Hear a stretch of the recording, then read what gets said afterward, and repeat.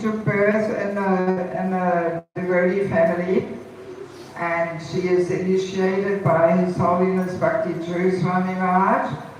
Her name is Ratnavali Devi Dasi. So now through astrology you can prove that this is the same soul. And also Ratnavali Mataji, often in her dreams she sees some different episodes which she experienced when she was Bhagava. You know? So sometimes when we have dreams which come again and again, that often indicates some experiences in previous life, like that. And also, Ratnavali Mataji, she went to one devotee who knows the art of putting people under hypnosis and under regression. They can remember their previous life.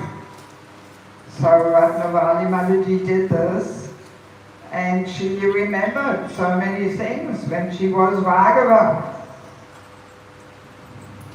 And in London, in Bhaktivedanta Manor, there's many Prabhupada disciples still there now who remember Bhagava.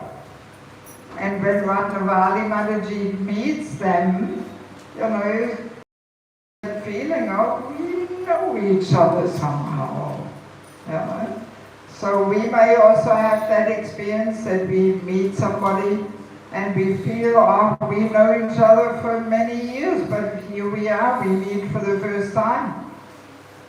So this can easily happen, you know, that it indicates some relationship from previous life. You know? Yeah, so meanwhile it is a pretty established fact that Ratnavali Mataji was in her previous life Raghava Das. So and now when Bhakti Swami Maharaj heard this story the first time, he asked Ratnavali Mataji a question.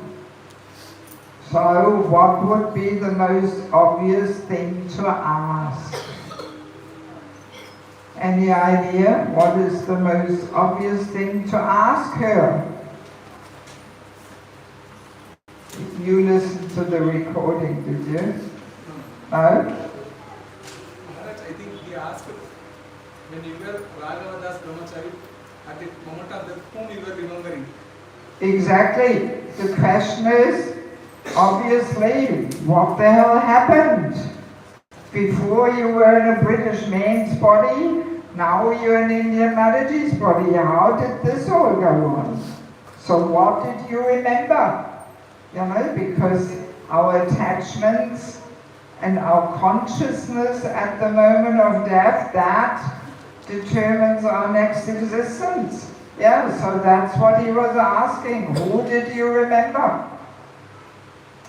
So, and Ratnavali Mataji was researching this a little bit, you know, and she asked different Prabhupada disciples what Bhagava was doing. So then they remembered, yes, during the week he was traveling on book distribution, and then on the weekend he was serving in the kitchen. And there was an Indian Mataji serving there. Yes. So, and now when people hear this, they usually smile and they think, oh yeah, they must have had some love affair or something. And that's why he remembered her. But actually no, it was the opposite. They were always quarreling. They didn't like each other. There was always some tension there. And even that was enough for Raghava to come back one more time to the material world. So, as we know, attachment and aversion, they are the two sides of the same coin. Meaning, if we are averse to something, this is also based on a certain kind of attachment. Attachment of being averse. It's also a material thing. Yes, right? So even our aversions and dislikes, we have to work through them, we have to dissolve them and give them up, because they're also binding us to this material world. So going back to God is not so easy. It is a very subtle thing. You know, that the subtle body of mind, intelligence, false ego has to be fully spiritualized, fully transformed. All the material aspects and impressions and experiences, they have to be replaced with spiritual experiences and attachments and attractions. So not so easy. It's a very deep internal work is required to actually transform the subtle body. Yeah, so that's what happened. So when I heard this story first time about 20 years ago or something, it actually really impressed me, because it really brought Bhagavad Gita to life. You know, that it's not just something written in some book called Bhagavad Gita, but this is what is happening. That's the laws of nature. Whether we believe it or not, it doesn't matter. It doesn't only happen to Hindus or something, you know, no, that's the laws of nature. Whether you're Christian, Muslim, Buddhist, doesn't matter. That's what takes place at the moment of death. Yeah. So that is a bit of a wake-up call, you know, yes. And I saw some photos of Raghava, Ratnavali, and that Mataji who was serving in the kitchen there. And I couldn't help myself laughing. So why was I laughing? Any idea? Ratnavali's face was almost similar to that Mataji's face. Well, it was a mixture. It was a mixture, you know. You could see Ratnavali's face had some elements of Raghava in there, but also some elements of that Indian Mataji. So the features we all have, it's not a coincidence, it's a mixture, you know, of our previous body and somebody else who we were attached or averse to. That's how it works. So why does Ratnavali Mataji have some features of Raghava? Who can explain that? I'm confused. Huh? She would sometimes think of No. She didn't like him maybe. No, hey, it's the same soul. You know? The soul was first in Raghava's body, then in Ratnavali. We're talking about the same personality. So why does Ratnavali Mataji have some features of Raghava? Because Raghava was attached to his own body. Exactly. Not only Raghava, we all are attached to our facial features. That's what we identify the most with. You know, we don't worry so much about the feet or something, but the face. So many times we look in the mirror, oh yes, I'm very pretty, I'm very handsome, oh my God, I'm getting old, oh I'm getting fat. You know, so many times we look in the mirror and we identify with the face more than with any other part of the body.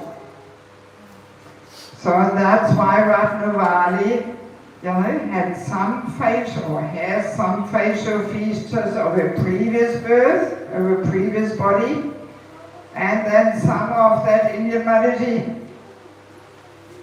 And it's very interesting that actually only in the human form of life is there such a variety of facial features, right? I mean, there's billions and trillions of people in this world, Very rarely we meet somebody who looks exactly like somebody else. Everybody looks different. There's such a variety of, lips and noses and eyes and skin color and slanty eyes and this and that. My goodness, so Krishna really didn't run out of ideas, So, and this is a special arrangement for the human species, just to make it more difficult to overcome the bodily platform. Yes, Krishna has designed a pretty amazing game here, in the material world, that the soul accepts a body and zooms around here, tries this, that, trying to find happiness, going up and down the different planetary systems, taking birth again and again. So, and the fact that we are so attached to our different facial features and everybody looks so different, that makes this bodily identification even more difficult.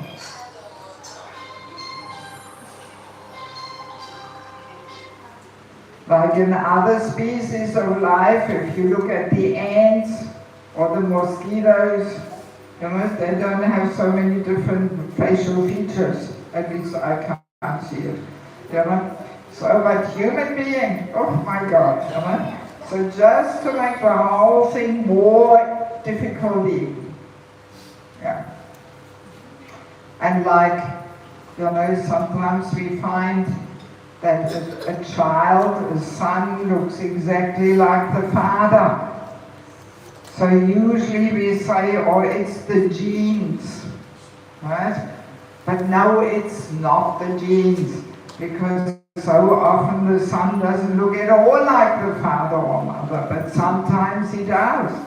So what is it? What do you think? You give me the explanation. Why is sometimes a son looking like his father? What's the explanation?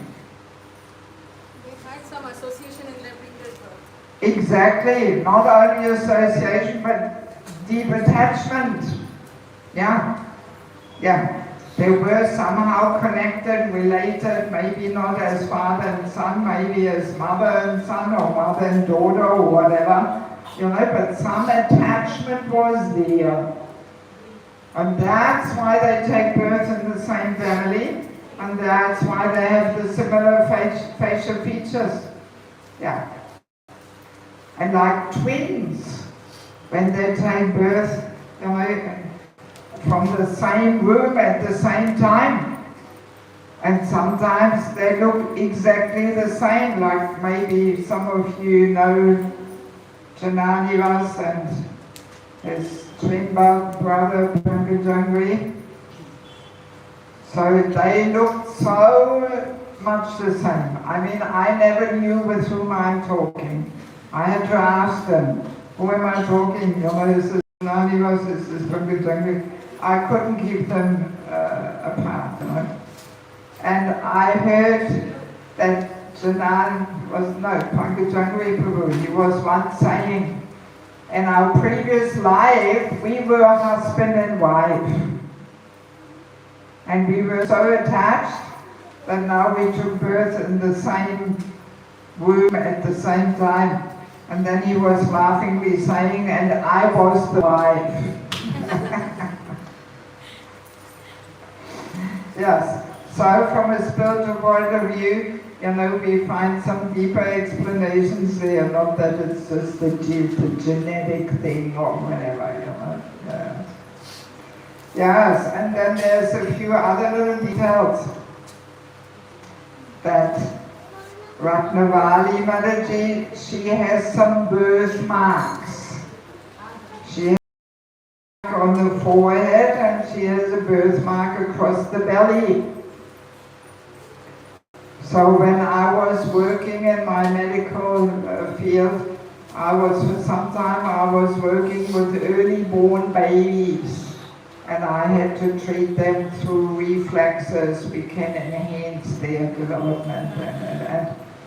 So, and I remember I was in this clinic there, there in this big hospital for babies. And there was all these new early born babies lying there, and one of them had some birthmark on the forehead. And I asked some senior doctor, why do some babies have birthmarks and others don't? You know, I was always inquisitive. There must be some reason. Can't be just some coincidence by chance. You know, why is this? So the senior doctor simply said, well, babies have these things, nobody knows. That was his answer. But now we can give a better answer. So what do you think? Why are these birthmarks there? In previous birth, you have met some accident or being killed by someone. Well, how did Raghava die? Accident. Yes. So, Raghava has the birthmarks exactly where Raghava had the injuries and the accident. Exactly at the same place.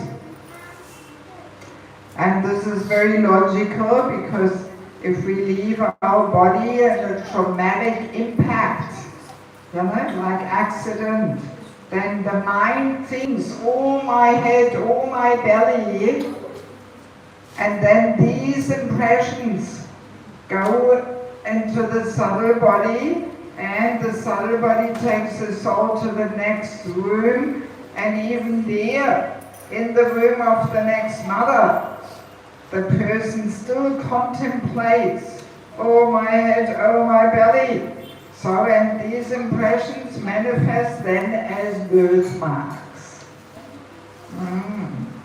So, I mean, that's like a medical proof of how the soul transmigrates from one body to another. Isn't it? Yes, yes, yes. So, and there's meanwhile also some scientists, they have also discovered this, that birthmarks are related to, you know, how a person leaves their body in previous life, you know. Yes. And last summer when I was traveling in Europe, in Slovakia, I met one mother. She told me that her son, when he was just speaking, because very often when the children can just talk, they talk about their previous life. And then when they get a little older, they forget. But when they're very young, they talk about it. They have some memory. And I met this mother who shared that her son was saying in his last life he was a cow. And he was pointing at the field. In this field I was grazing. And this is where I left my body. I had never met anybody like this who was in previous life in an animal's body. You know, but Prabhupada says, from cow, tiger, lion, monkey, that's the last life. And next life is human life. So, and it so happened that in this community, there was one family who had 200 cows. And over the years, they all died. Now they have only one cow, 199 cows died. And this boy was saying, I was a cow in his herd. So that's also quite amazing. And I asked the mother whether, you know, she had a lot of interaction with the cows or something, and she said no, not at all. But she was good friends with that family who had the cows. So we were making this joke, laughing and saying, well, probably all the kids who were born in that community, they all were cows in their previous life in that herd, you know.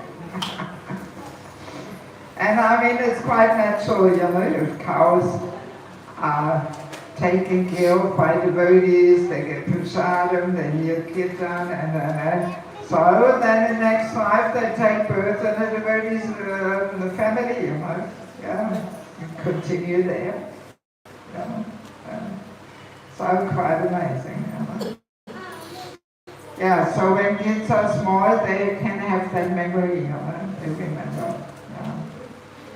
Yes. So now, of course, the burning question is, so what is the main thing? How do we prepare for this final exam? What do you think?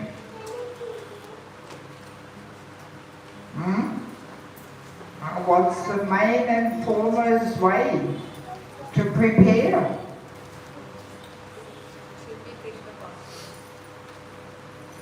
To be Krishna conscious, but more precisely.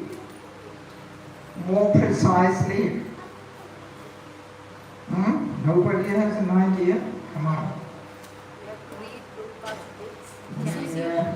Yeah, there's something else which is even more powerful.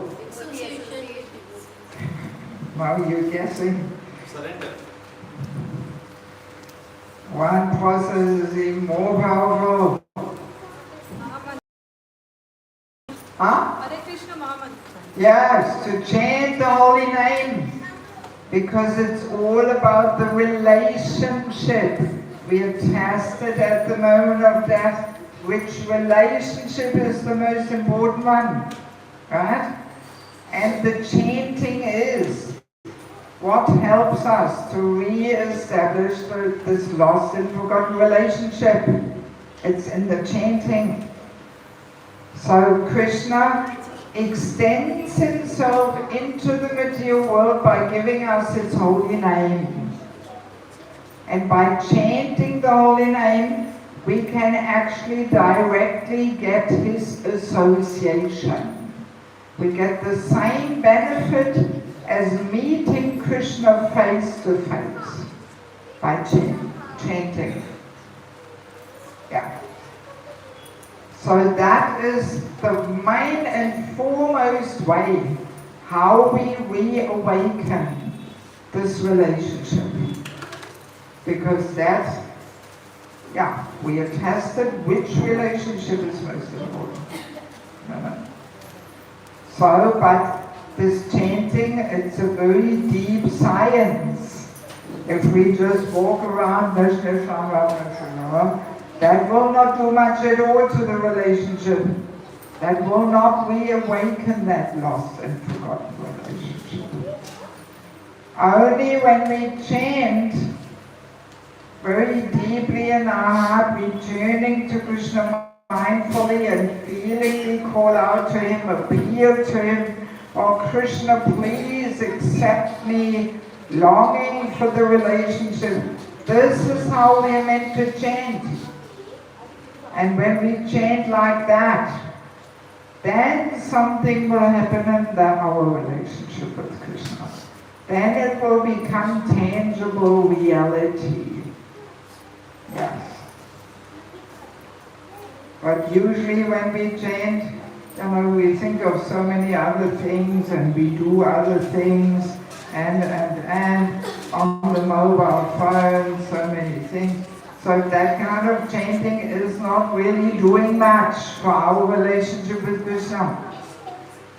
And it is very simple and logical that if we really, sit down every day for 1-2 hours, whatever number of rounds we're chanting, and we really try to deeply in the heart return to Krishna, feelingly call out to him, longing for the relationship, then surely something will happen in that relationship, right?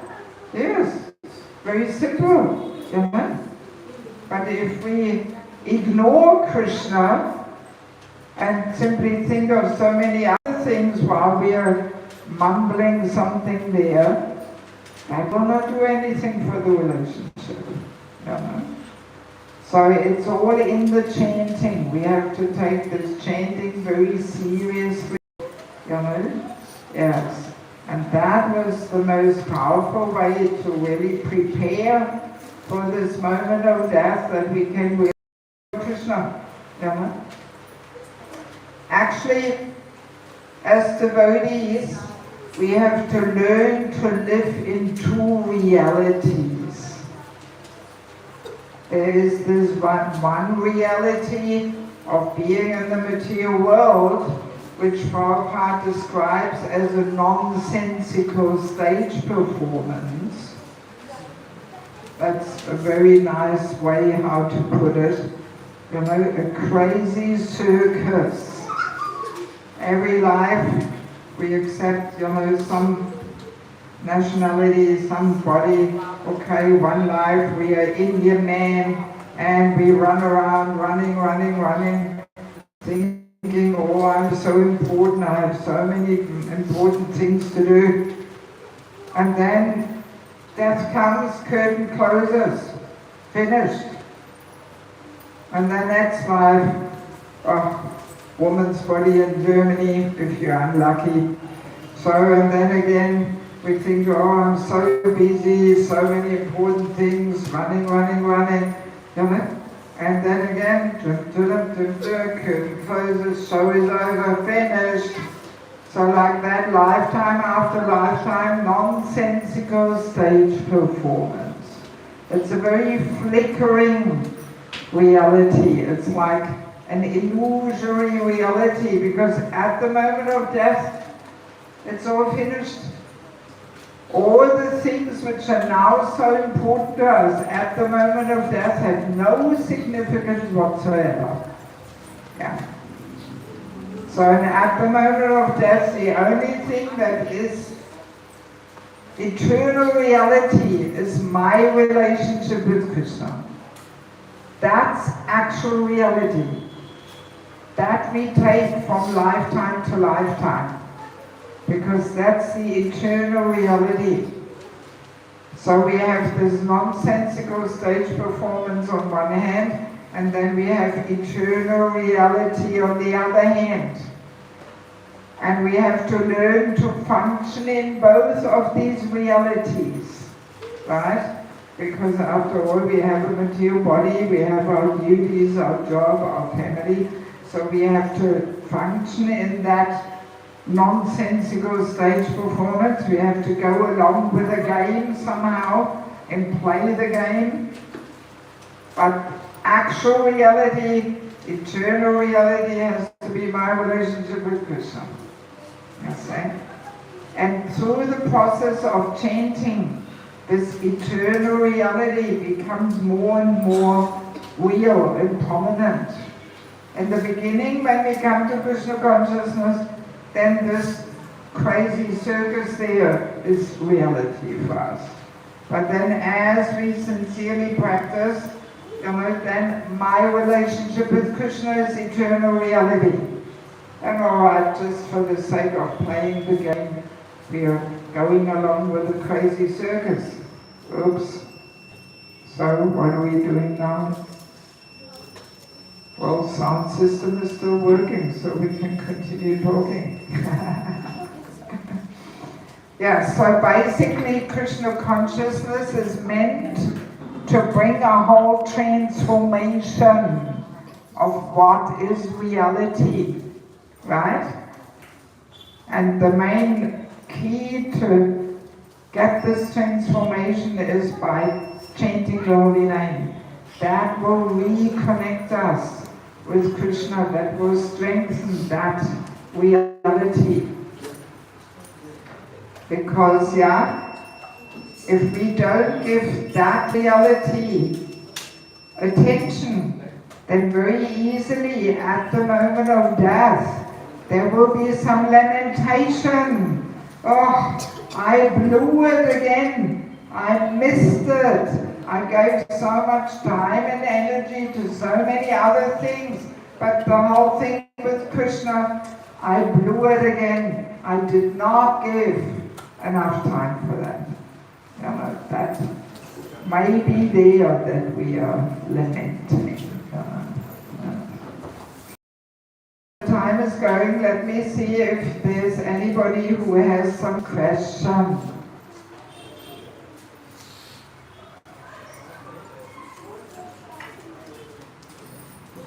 Anybody has some question?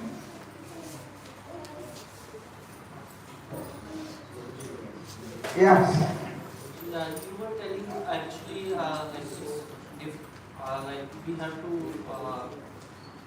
balance our things within this material world and then balance with the Krishna consciousness. Yeah. Sometimes it's get very difficult to balance the things. So what is the thing we should aspire for? Like we keep on trying the things like okay, balancing the Yeah. Krishna consciousness and then materialistic Yeah. how to balance it. Well, it is ultimately a question. Where is your first priority in life?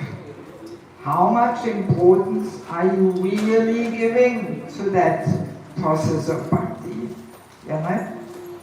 So of course in the beginning we may not be so convinced yet or something, we maybe don't have so much taste, but ultimately there can only be one priority. So if our professional life and material progress, material advancement, if that is, our deep desire to invest in that and be successful, so-called successful, so then spiritual life will be sidelined, So I mean in the Bhagavatam, there's many instructions how we should live. That it says, for example, a family person, a family man, should be satisfied with what is necessary to keep body and soul together. So that's not very much, And everything else we may be getting due to our piety or good karma should actually be used in serving Krishna. But usually we like to have more than that, So then very easily we are over-endeavoring. And Rupa Goswami says that this is an impediment in spiritual life when we are over-endeavoring for material achievements, So ultimately this is why we need a counselor. We don't only need Guru, but we need a counselor too. Because our gurus very often have hundreds and thousands of disciples. They're not always there to guide us and help us balance things. So we need a senior, more experienced, well-wishing friend who helps us to balance our life. Because it is a challenge. But also it is a matter of priority. And Queen Kunti tells us that we have to be materially exhausted to actually become serious in devotional life. So materially exhausted means that we come to this point where we say to ourselves, what is this whole life in this world all about? I'm trying again and again to be happy, and again I'm getting disappointed. I've had enough. Is there anything else in life except eating, sleeping, being married, and so on, So is there anything else? So if the person comes to this point where we are tired of material life and tired of trying to enjoy it, that's when our spiritual life actually begins. But very often here, especially in India, people know that religiosity can also give some material benefits. So very often people just have this desire, to practice some religion, to have some happy life in this material world. That's the motive. But that is not quite enough to actually become serious in the process of bhakti. In the process of bhakti, we have to come to this point of material exhaustion. And in my life, I really experienced this. Because I come from a wealthy, aristocratic family. I've had everything. I had a good job, everything. But I just felt this is not what I meant to do. There must be something higher in life than simply running, trying to do so many things, and then boom, death comes, everything finished. It just didn't make sense to me. And I was really searching so strongly. Yes. So when the soul comes to this point, then Paramatma in the heart witnesses that. And then arranges that that person meets a devotee. And then their true journey in Krishna consciousness starts. Yeah. I think to this, like, is it not related to material advancement? Like, as you were telling, like, sorry to the, like, you are wealthy enough and like well settled. One who is a beggar or like not well settled, he will not think of God before he will think. No, not necessarily. Actually, there's many statements in the Bhagavatam that actually to be a little poor is a blessing, because that puts us more in a humble position, and we don't have so much money in the pocket to try and make plans how we can enjoy and see, I'm preaching in many countries, many of these countries where I go, the standard of life is not so high. And usually you find much more devotees there.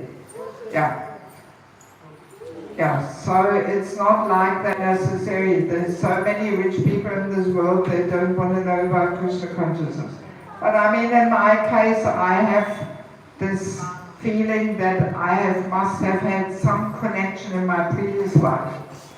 And this is also described, if we had some connection in previous life, and we didn't make it back to God, that we either take birth in a devotee family, or we take birth in an aristocratic family. And then that wealth can also easily be misused. That you get fully into sense gratification. Or it can be a blessing because you realize there's no happiness in that. So yeah. Yeah. And ultimately, the soul always has that freedom, that tiny independence to either serve Krishna or to turn Krishna. So each conditioned soul has that independence. Yeah. Yeah.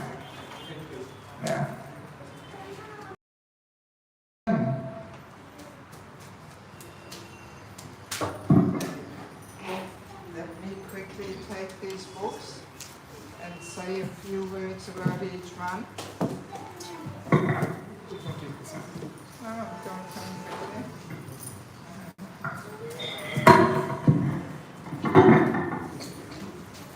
Yeah, so if there's no more questions, let me tell you a few little words about these books. So as I mentioned in the beginning, each book is a 15-hour course, which I give in my course. So in spiritual culture, Krishna's divine system, this book is all about women. We women have a very powerful energy, powerful Shakti. Bhagavatam says we are meant to be the power of inspiration to the man. We are meant to make the man the heroes, and we are not meant to compete with the man. So maybe you noticed if we compete with the man, usually the men don't really like this so much, right? Yes. So we women are meant to empower the man and make them the hero. So in this book you find so many interesting deep points, because we women are very important, we play a very important role. So we are like the backbone to whole humanity. So if we don't play our role nicely, then the whole humanity goes down. And that's what we experience now in Haralur. So every woman who wants to have harmonious relationships with men in her life, not only in marriage, even at work, at the office, or in the community, they should read this book. Even young girls should read this. When they're 13, 14, they should read this. And every man, if he wants to get the the empowerment and support of a woman, he should also read this book. Actually, in many big temples, Shaubadi, Pune, they use this book as a handbook for brahmachari training. Because this man-woman equality is such a big thing now. And when you read this book, you will realize how this man-woman equality puts the whole human society upside down. And it's very helpful for married life. Then we have sheltering relationships. So this is all about the importance of having a counselor. When you read this book, you will be convinced that without having a counselor and eventually becoming one to others, we actually cannot make advancement. Very important topic. We have lost a lot of devotees over the years because we did not understand the importance of having a counselor. Then we have the false ego, our constant companion and troublemaker. False ego, very, very subtle. Often we don't even identify it. Like when we get offended, so often that happens. So what is it? It's the false ego crying out for justice when we can't forgive. So many things. So you will discover a lot of interesting, subtle things, very practical tools how to recognize the false ego's effects and how to dissolve it. And there's a whole chapter on chanting. How we should chant in japa and kirtan, so we can really get the benefit and the mercy which the Holy Name carries. Very important topic too. And then we have entering the Grihastha. This is like a handbook for matchmaking.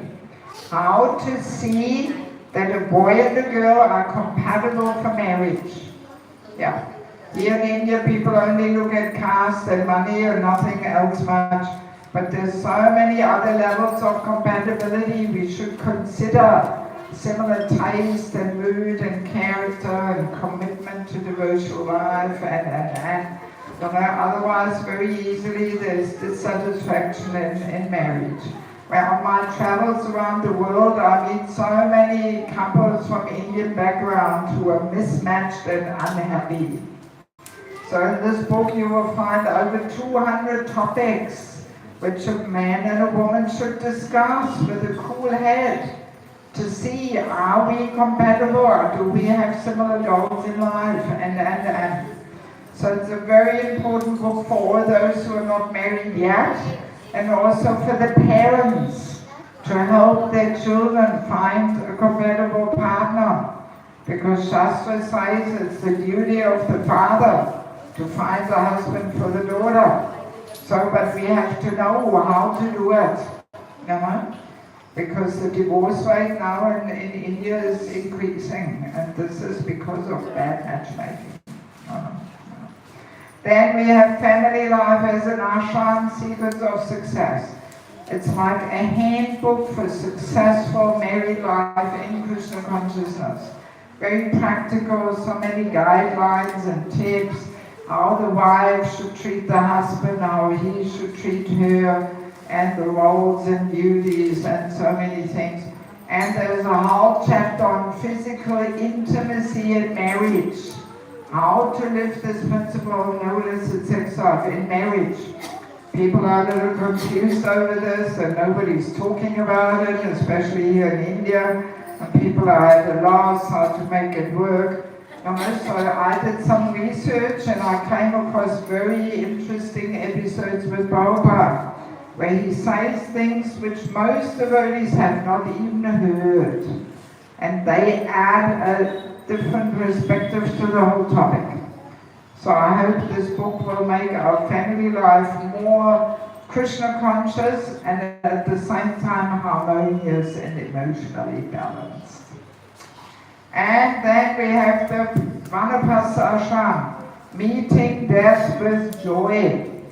So there's a whole section on death. There's so much more than what we talked today about. This story with Raghavarnavali is also in there, but there's so much more. What happens on all the different subtle levels, how to prepare prepare, how to support others and accompany them in this final journey, because we have to be educated in this.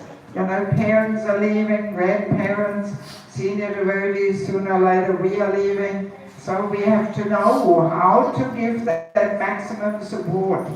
I have accompanied quite a few people in this final stage, my own parents. I flew back to Germany, I kept them at home, I fully took care of them and helped them to focus and let go. And both my parents had an amazing departure, even though they were not regularly chanting Hare Krishna. So yeah, all our life we need good association, and especially in this final stage. And Vanapasashram is that phase in life when the kids are established in life and grown up, then the parents are meant to move on to the next phase. So there's also no real understanding in ISKCON about this. Vanapasashram not established, nobody talks about it. So this is the first book out in ISKCON on this topic of Vanapasashram. So as I mentioned, each book is a 15-hour course. So many devotees who preach and teach, they use these books because all you have to do is read 1-2 chapters, take some notes, Prabhupada's quotes are all in there, ready as your seminar. You know? So they're very good for devotee training. So if anybody wants some books, the last 4 books are 350 rupees each, and the first 2 are 300 each. Many people get the whole set, so the whole set comes to 2,000 rupees. And if you want to get some books, you can pay cash or with QR code. So now I have only these samples left. I have 2 big boxes full, they're already gone. But what I do is, I have a list of orders. So if you want to get some books, you have to come up to the book table and you put your name and phone number down, and we tick which books you want, and you pay me already, and then I'll send another box. Because for me, impossible to know how many copies of each title I need. So I usually send some up front, and then take orders, and then I send another box. So and then in 10-15 days you get the books. They come from Mayapur by courier, so no big deal. Okay? So thank you so much for your kind attention. Srila Prabhupada ki, Sadhguru Bhaktivinoda ki, Gaura Premanandi.